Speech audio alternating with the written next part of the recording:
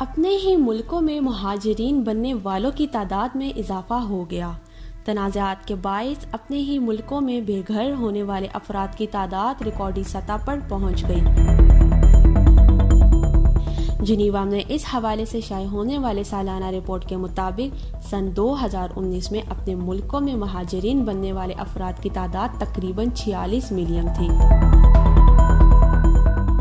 इनमें से 3/4 मुहाजिरीन का ताल्लुक सिर्फ 10 ममालिक से है और इन ममालिक में सरफ़हरिस्त शाम, कोलंबिया, कंगो, यमन और अफगानिस्तान है। मुबस्सिरीन के मुताबिक इनमें 18 लाख बच्चे हैं जो तनाज़ात के बाइस अपने ही मुल्कों में नकल मकानी करने पर मजबूर हुए हैं। नौशीन, sportstory.news।